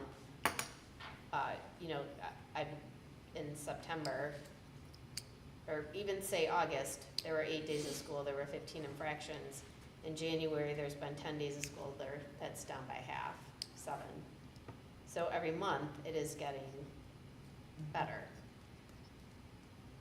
So, Well, ultimately, students have to learn the proper use of their phones and when to have it out and when not to. I mean, in the workplace, they're not going to want to be looking at their phone when they're at a business meeting, for example. They're going to get the same response that we would have gotten from the teacher, like not only a bad look, but maybe a warning or something. So yeah. they need to learn that behavior, that you just don't have it out. Right. It was interesting. I was at a Christmas party. I was at my husband's Christmas party, and we were at a table talking to some individuals, and they have young children, and they're now reading books on all of this, and and this is a business. He works for a business company. And that is, then it came to me of, well, why don't schools just ban cell phones completely? You should just take them away. Why don't you take them away? Which then leads me to not be polite and say, well, why is it our job at school? If you're having trouble in the workplace, ban their cell phones. Like, why are you asking me? You work with a bunch of adults. Ban the cell phones. You have the power to do that. So then so it is interesting when you kind of turn it around. Everybody wants the school to do something. Adam and I have this conversation a lot. Adam talks about this. It's always the school's fault. The school always has to do something. Well, okay, if businesses or families are finding this difficult, then they also have to participate too. So I had to laugh. The last time I went for an eye checkup, I noticed at the end of the hall there was this big, long shoe bag compartment thing hanging on the door. So I said to the receptionist, "Are those back there? Are those for your cell phones?" She goes, "Yeah, we had a problem here, so we have to keep our cell phones back there." Yeah. And I thought, oh, wow, same thing as a school. So Yeah, it has to is be happening in the so. workplace. So I guess, this isn't, I guess I need to know where you would like to go next with this. Are we in an agreement that we just keep on the path that we're doing? Do you want more discussion on this? Do you want to do something more? Just like further data toward the end of the school year. I'm sorry, what did, I'd just like to see some further data toward the end of the school year. what kind, like the Well, data that? specifically, I guess I'm most concerned about the teachers and if they're, I don't know, maybe that's not our role though, and I shouldn't be as concerned, but I don't wanna impose rules that make, they don't wanna take on that disciplinarian role, or if that's too difficult for them. I didn't sense that, but I wanna continue sensing that the teachers can handle this responsibility that we've laid in their laps. This data packet was very useful. It was very useful. Yeah, it had a lot of information in it. So I guess we just, what I'm hearing, and I guess now is the time to speak up, that we will continue on the path that we are and just continuing to maybe look at doing another survey at the end of the year, at the beginning of the year. Maybe just asking Adam to talk with administrators and say, you know, Yeah. if there are, because this is hard, I do get it. If you have kids, if you have a teacher who is implementing this strategy and there's another teacher that's not, and a kid's coming in being like, wah, wah, wah, this isn't going well, that can be hard. So, I also think that teachers at the high school can maybe reach out to teachers at the middle school or staff at the middle school, because this is the same model that's at the middle school that is being now implemented at the high school, so. I think the staff at the high school, I think it's considerably more challenging, right? Now, I think eventually, I it's was gonna just gonna get, say it's that, gonna get better, but, because in a few years' time, yeah, they're not gonna know any different, because what they did at the middle school is now, right. those Right. students They're not allowed, they yeah. won't know any different. Right. And they're not allowed at the elementary, now they're not allowed, so I mean, I think it Yeah. like moves up the ladder. But, you know, I guess if there is a teacher that's struggling with it, they can Yeah, reach learn out from to other Del. teachers. I didn't necessarily get that sense. No. I got it as like, it's fine, yeah, like, It's new though, if you ask, again, I mean, just having done this for so long, if you're 5 months into a new initiative, it doesn't matter what it is. There's gonna be You're gonna have to, struggles. you're gonna need to get feedback, you're gonna need to fine tune it. I mean, we do that with the processes we've had in place for 25 years. I mean, so that's gonna continue, and I think, you know, like, the high school administration's also, you know, kind of identified, maybe we need more of like the standardized approach, where Yeah. it's just like, you take the guesswork out of it for the teacher and the student. It's like when you go into your class, no matter what class it is, this is what happens. And again, I think I'd like to see that discussed more organically at the building level, but I think there are some things that can be done to fine tune this as we become more familiar with what the process is and what the goals are. so what I'm hearing right now is we're gonna keep status quo. They're out of the classrooms. Administrators can continue process and working on this the way they need to, and then we're just gonna continue monitoring the data. So whether we decide to do that at the end of the year. My concern a little bit is sending out a survey at the end of the year. Like, kids are like got 1 foot out the door and so do teachers, so we only got 27 staff. Are we gonna get like 5? Are staff gonna do it?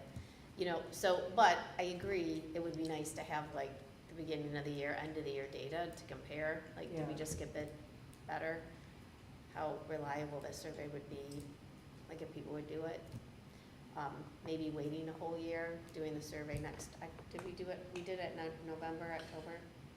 Well, the WEA did a survey last year, and that's what, it's got some initial feedback. It wasn't, I think what this represented in your packet was much more in depth, but I think we could consider this maybe as a baseline, especially when we're talking with faculty, and then it would allow to see, like, you know, if the fine tuning and improving of those processes gets better, we'll have, you know, that data to Right, so validate that.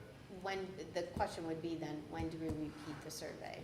Like, Amanda's talking about wanting to see it at the end of the year.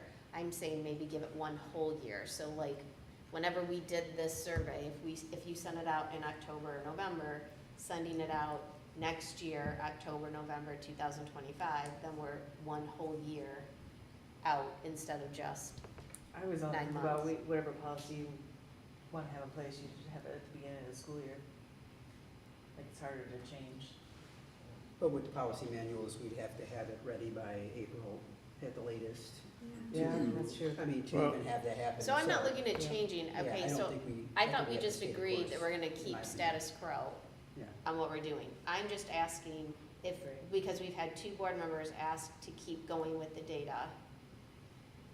So if you're looking for another survey to gather that Well, data, it doesn't have to be a survey, it's a discussion Just on to it. check. I think we could look at, Okay. you know, perhaps, again, at the end of the year, comparing semester 1 to semester 2 in terms of behavior data, Yeah.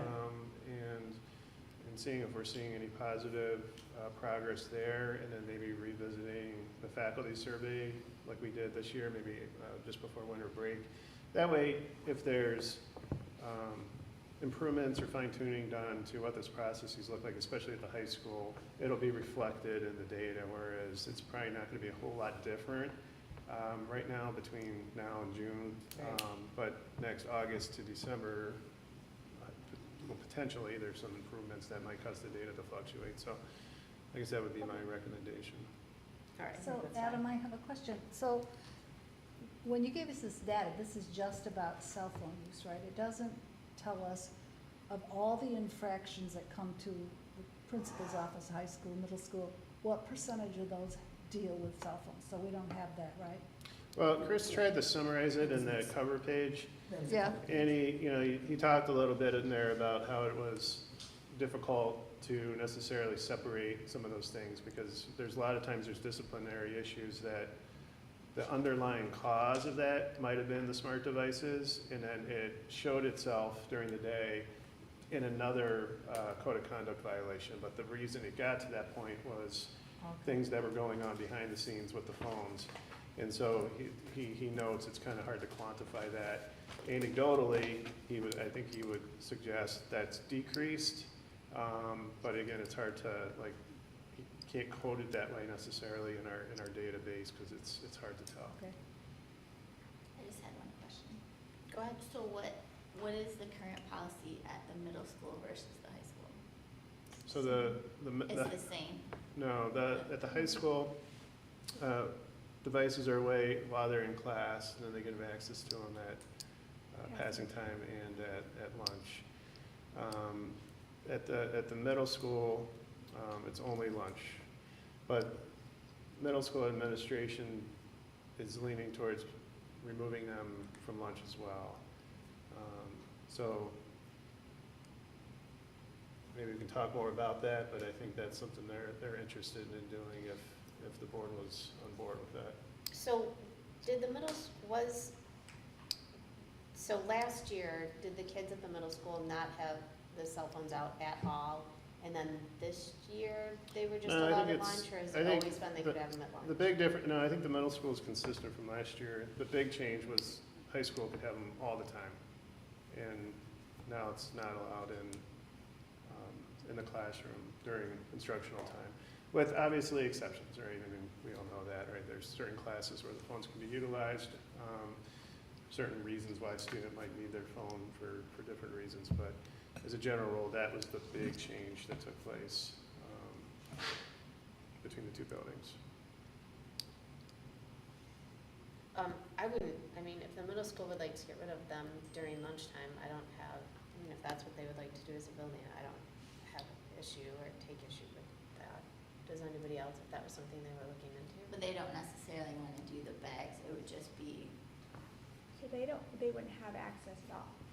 Yeah, the middle school, again, generally speaking, right, they're not seeing this, because it's, The middle schoolers? yeah, they're coming up from the elementary campus. So the sea change that took place here at the high school is not present at the middle school. This really wasn't that big, it's not really that big a deal. And actually, if I remember correct, I think many years ago, they weren't allowed at lunch either, and then I think they were put back. That was my And thought. I don't remember exactly when the timeline for that was, but I think they weren't allowed back. So they can talk that over more as a staff and see if that's the way they want to go. But I think they're seeing they're not really seeing the smart devices as much of an issue there. And the change isn't as profound as it is at the high school.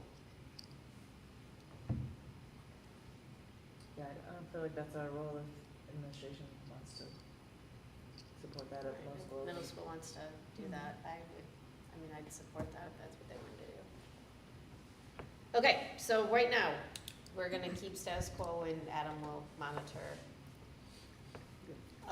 data and where we're going. Moving on, board policies that have been rewritten, revised, removed. Dave, do you wanna start? I will take an attempt.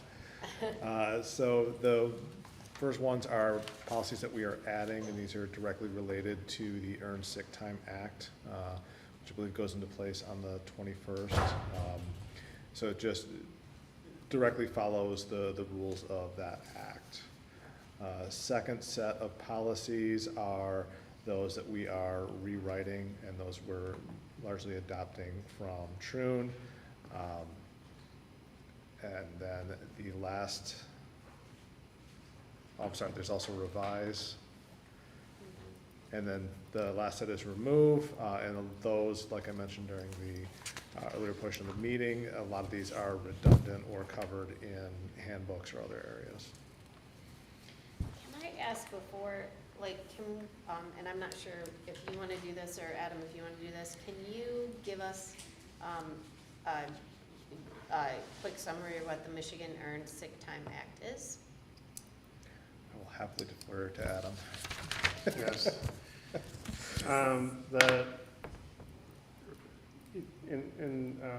I'll give you the summary. So there was a ballot proposal that was passed that, I don't know, 2018-ish, that made this a law. Then the legislature went in and changed the provisions of the law to something else.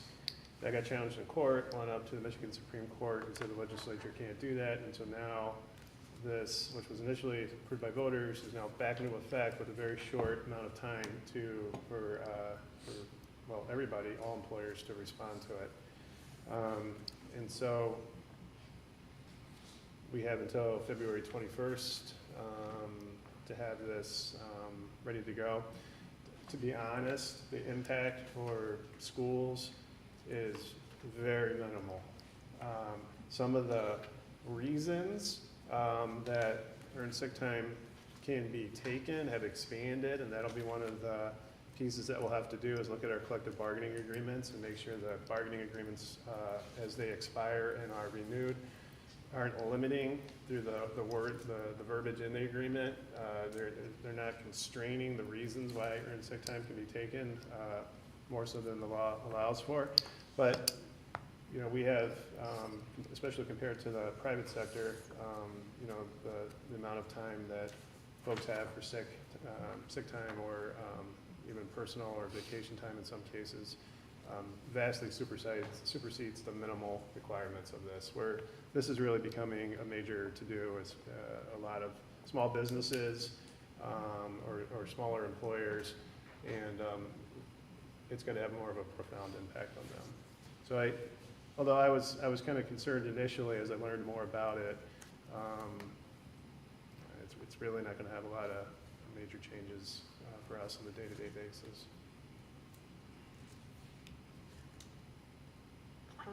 So are there any questions about adding this policy? We have to. That doesn't, Yeah, We for have better to. or worse, this is just one of those, and it's not the first time the board's seen these. We just have We to have to update add to it. be in compliance Right. with the law. I have a question about, so one of the policies that's being recommended to be removed is the staff-student relations. Can we talk about, can we talk about why that is being removed? Yeah. Sarah, did I miss anything on earned sick time that you want to mention, or are we good? No, I Is think that it's gonna good? be a lot simpler than it. Yeah. so. Last month, 2 months ago, the board passed the new ethics policy. It was pretty lengthy, if you might recall. And that's covering a lot of these other, like one-off policies. It's just more of an umbrella policy that includes all these things like staff-student relationships. So as it stands now, it's a redundant policy. It's also very dated, and it's covered elsewhere. I know it always looks weird when you read the names of some of the policies in isolation. It looks like, why would we get rid of some of these seemingly very important things? And it's because they're covered elsewhere, or there's been a new policy that's adopted that is, suffices for that content. Okay. And then, are there any other questions I was around? happy to see the update on the concussion policy. Yeah. So good job, policy team. Yeah, Paige Paulson and Amanda Galitas were very helpful with putting that one together. I then have another, because the board membership student representative, is this something that this board is willing to have a student? I mean, we've had discussion around this before, not necessarily around the policy. I do believe at one point, gosh, several years ago, we had a student that wrote to us and requested to be the student representative. I don't necessarily remember the discussion around that, but we kind of nixed that idea. I don't remember why. I don't know if it was the letter that they wrote or what they were requesting or what they really wanted to do, if it was too specific for this position. I guess I don't want to have a policy that says we'll allow a student to sit here at the board table. They don't have voting rights. We would just kind of get their opinions. We used to have one 20, 30 years ago. They weren't consistent. They showed up, maybe once every several months. We had discussion around that. So if we're In our going to policy allow manual, a yeah. student to be part, if we're gonna have this policy, I feel then we need to have steps then to allow a student to sit at the table. Does that make sense? Well, Like- so the revisions, the proposed revisions are just making it so the board has the option to do that. It's not suggesting you will. In fact, it's actually doing the opposite. The way it was written was more or less suggesting that there will be. And now it's more like at the board's option, you can have a student representative, and it provides the parameters for their service. So I potentially that could be a part of a larger discussion, but the policy specifically is just giving the board the option to do that if you were so inclined.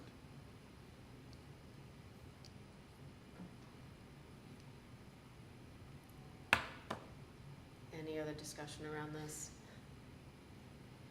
We had a lot of questions and concerns about what that would look like and what role they would play and Right. how information would be received Shared, and then moved. shared.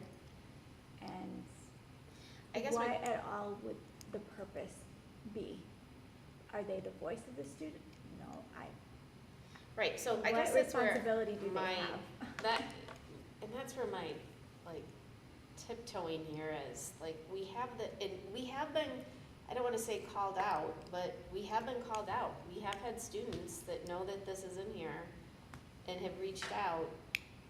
I feel like the one student who reached out, like, had very specific things that he wanted to do, if I'm remembering. Like, he was like, it wasn't like, hey, I saw this board policy, can we talk about this, or I'd like to serve, or whatever. Like, it was more, I'm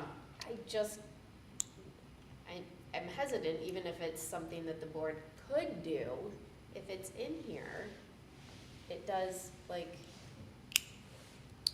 I mean, if it's in here, are we just waiting for a student to read it and then come forward?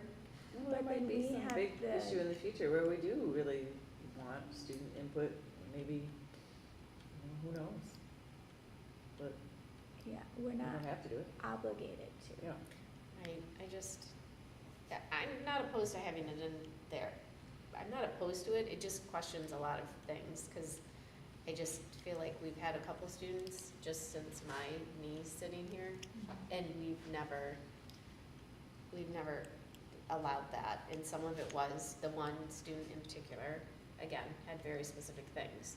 So I'm just saying, if it's in here, and it's something that we're putting in here, and we're willing to keep it in here, and we're saying, you know, at some point we want a student voice, well, what, like, why wouldn't we want a student voice now? Or what could happen that we'd want a student voice? Like, we're talking about cell phones and students, we should have a student here for their voice. So I guess that's just my head around it. If it's in here, then maybe it needs to be a bigger discussion of what are we looking for in a student, what kind of student would sit here, then do we put it out there to see if a student would want to sit at this table? I mean, I'm thinking for a college application, how good would it look that a student, you know, sat at this thing, you know? So that's just my hesitation. I think if we're gonna have it in here, then we have to start looking at what would that look like. But it Because was in there, and it more implied that we should have it, so this is an improvement. Yeah, it's a Right. they shall I mean, be it chosen. says, well, you may, we may, I don't, say it before, it said kind of like you should. no. I I wouldn't be don't- opposed, but I'm wondering, I would want to know what their motivation was. If they were willing to go back and say, I will come to every meeting and go back to the student body, like if they had a morning TV show like my school did in Howell, and I will give a short report on some of the things discussed, and I will also bring input back. I mean, I would want that student, you know. I think, yeah, they probably should be here. But I think most high school students would come and go, oh, is this what you do? Okay. I have other things to do. I Well, just it don't is think a- there's a whole lot of yeah. interest. I mean, our meetings can get quite lengthy, and Yeah, it can be Well, lit. Right, but if you have a student, I But if mean, you I have one can, like I that with can name, motivation. like off the top of my head, I could name like 5 or 6 students that really are looking at that leadership role or political role. Mm-hmm. This would have been really good on their college resume to sit here. Sure. And again, I'm just saying, we have a policy here that says, well, we may, I don't wanna be a board where, I don't know, I can't think of whatever, something happens at the high school and now we're like, well, maybe we should ask what the students want. Well, we have this policy and they can sit here. I mean, that doesn't, I don't feel like we should get student input just when, I don't know, there's something, boom, that happens.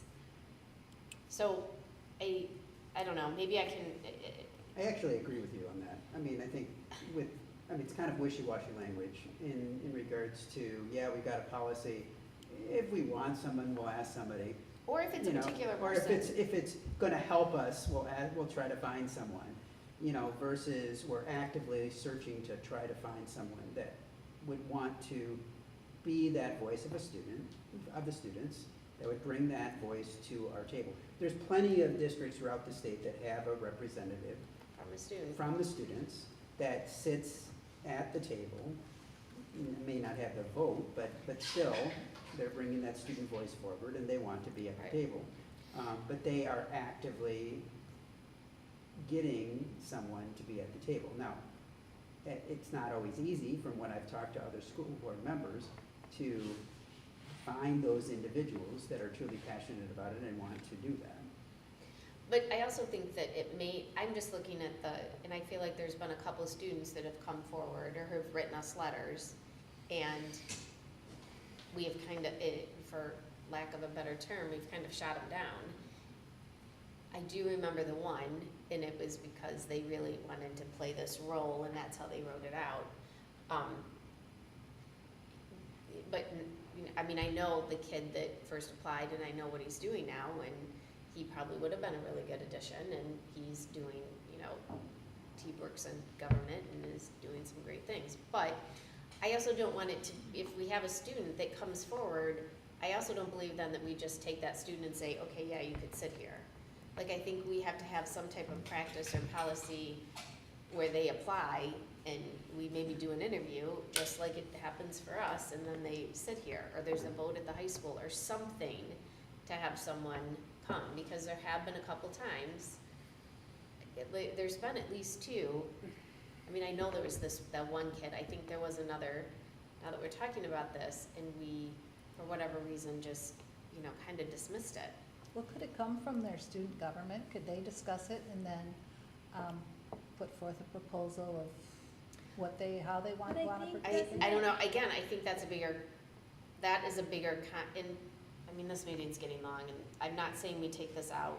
I'm just saying, if this is gonna be in here, then maybe we really do need to have some type of policy, procedure of how these kids can apply and go through a process to sit here. Maybe we try it for a year, maybe, whatever that might be, look like.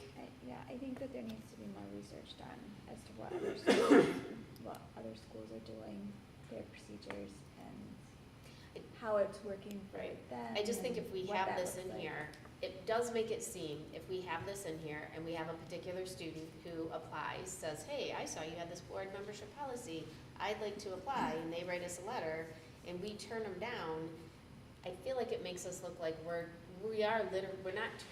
turning down that particular student. And I think that, I don't want it to be that type of thing, if that makes sense. Like, we are turning down the person that's applying. I think we have to have some type of process, and if we don't find the right student as a whole, that's one thing, but if someone just says, hey, I see you have this policy, I would like you to consider me, here's my resume, and we say no, it just, or if we say yes, we're not opening it up to everybody, it just seems, We're handpicking. yeah, it just doesn't seem okay to me. It's not a concerted effort to try to be transparent. Right, and I feel like it kind of makes us look bad that we have this policy that some kid reads or finds out about or whatever happens, and they then send us a letter and we say no. Well, doesn't MASB have an opinion on this? They must have something. I don't know, I haven't, When I've been in things with them before, they don't, I don't know that they say one way or the other, they just say it's up to the district, but it's important to have your policies in place on what they can or can't do. It's kind of, and that's what this is saying, of what they can and can't do. We can take this back to policy for further discussion. Or back to committee, excuse me. that's a good idea. I guess I would like to have this policy go back to the policy committee and really have discussion around because if it's in here, it's something I feel like we have to do.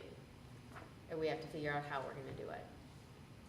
So I thank you, Dave. I guess, I'm just gonna point out again that it's been in there for a long time and we haven't done anything. That doesn't mean it's not, that doesn't mean it's right. But I work for a public agency, so I think that's just in the forefront of my mind, unless the public wants to do something, then I'll put a policy in place, but if they don't, I don't know. But I Right. don't remember turning anyone away or any of that It either. was before you. Yeah, I last think it's time been a was long before you. time, like not since I've served on the board, has anyone ever asked? That's Yeah, never. come to us. yeah, so I guess I would like the board membership student representative to go back to the board policy, not like it has to be a rush, and really think about if we're going to keep this policy in here, then I think we need to have a process to offer this to students to sit on the board, or if that's not really what we want. I guess that would be, and how we're gonna go about selecting someone, because, that's just my opinion. Anybody else, Makes we sense good to with me. that? I think just one last thought, I think the way it's constructed doesn't mean the board has to have a student representative at all. That could be the position of the board. It's just not, we just don't have one right now. A future board might want one, Yeah. and therefore the policy is written in a way where that future board has the left and right limits of what that person, what that student representative would do. So you wouldn't necessarily be handpicking or turning anybody away. You're just saying the position of the board at this time is that we're not interested or not pursuing a student representative. But 10 years from now, I don't know, the board might be interested in that. and then that's in place versus having to go back and research a policy on how that would look. It's already in the manual, so, just another, And if that's what the policy committee, if you guys go back and that's your stand on this policy, then, I mean, this committee, or I can think about that or agree. I mean, this is just my one opinion, and I'm just stating, again, we have had students come forward, and it does make it seem like we're saying, even though this is the board's position not to have it, if I was a student, I'd be like, then why is it in here? I mean, I would have all kinds of questions around that. So again, if it goes back to the policy committee, and what Adam stated is the reason you want it in here, and the reason that you have that, that's fine, it can come back. I'm just one vote like everybody else. This is just my concern that we have had students come forward, we have turned them down. There is a perception of what that looks like, even though we have made it clear to them the board isn't interested right now, but, you know, we didn't put it out there for everybody. So again, if the policy committee comes back with that, with what Adam said, that's fine, and we'll just, I mean, I'll just vote the way I need to vote on it. Or it can, I guess, it can stay in there, and I can vote the way that I feel like I need to vote on it anyway. I think it's worth further discussion. Okay. I mean, you brought up some good points. All right, so that's gonna go back to policy. Anything else on the rest of these? Okay, looking at MASB Board of Directors, we need to kind of have discussion around these, and then at the March meeting, we'll vote on our candidate. Does anybody have any thoughts? Our Lansing representative has always served us well. I mean, I think we've voted for him over many years, Yeah. and he's served on that. I mean, I like the fact that he knows our area. I mean, he does represent Lansing, which is very different than us, but all of the other That's, ones in our region are not that Correct. close. I mean, Not Eden isn't too far, but it's different. It's nice to have somebody within our own ISD Yeah. that's Yeah. representing. It is. I And worked he's with had him, 24 years. in Lansing, and I thought he was a great guy, so his name stood out right away to me, but, yeah, I would fully support him. I would not have a problem with supporting him again. I don't either. I know him and think he's done a great job here. Again, we have to vote on a person, I believe, at the March 3rd meeting. So if there's anyone else, you can bring that forward, or someone can make a motion for the Lansing representative, Gilmore. Guillermo.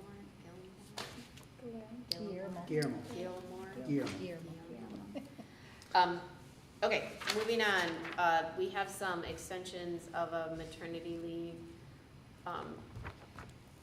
Like Terry said, March 31st, exceeds 8 days. Adam, is there anything that you want to add to that? no, it's a short extension request that, we support. If there is, so again, this is an employment issue, so we have to be very careful of what you ask, or if there's more personal questions to this. If you have any specific questions, I would either go Sarah or Adam. Otherwise, we will move this to vote in March. That's gonna be okay, right? To vote March 3rd, extending it? Okay. Okay, can I please have a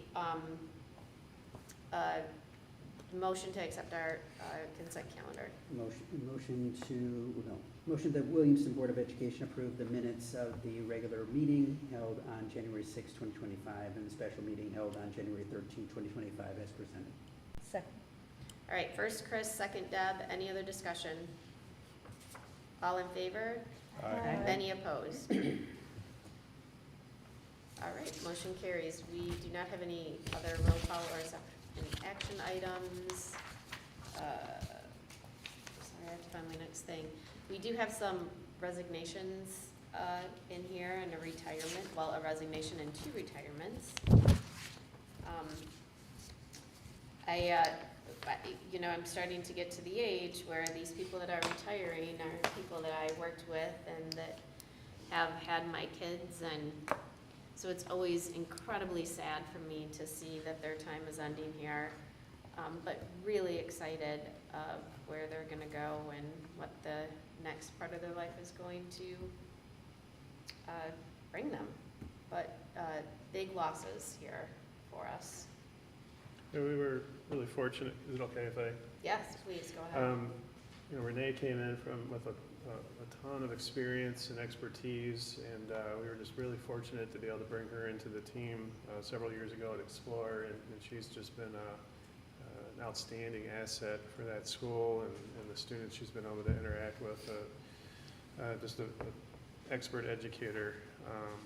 And then, Tammy taught with her. I had the privilege of teaching social studies and her team for many years here at the middle school, and has just really made a profound impact on her colleagues and countless students. Just a person who really cares deeply about all the students in her room, the whole child, not just the academic components. And she'll be very much missed, but I know she's got some good plans and things she wants to do after this. And we definitely wish her well and thank her for a very long time serving the students of Williamston.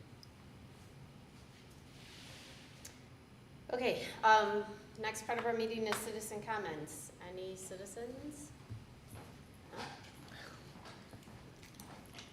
Hello, everyone. Johnny Ellis, 1285 Cambridge Circle. So, also WEA co-president. So, on behalf of the WEA Executive Board, I'm either 3 days late for Board Appreciation Month or 362 days early. I'm gonna go with the second one. But we wanted to present a card to all of you, and I didn't want to get it in the mail. I'm not sure you would have got it. So, I'll hand that over to Deb, and then Pass it around. Thank you. and you can admire that. So that's all. Thank you. Thank you very much. That was very nice. Any other board member reports or requests? I have a brief one. When we're getting the survey responses like we did with the cell phone policy, is there any way to make the charts have a texture to them instead of just colors? I'm colorblind. I have a really hard time differentiating between the purple and the blue and a couple of the others. We'll find out. I don't know.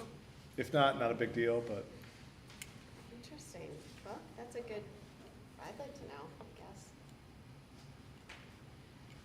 guess. Anything else? I will not be here at the March meeting. I will be out of the state, of the country, actually. So Sarah will be doing this role. Do you have something? Just a brief comment that I'm continually impressed with Miss Kelsey and Miss Stone running solo and ensemble, which is always an extremely stressful event for our students. And they're just outstanding.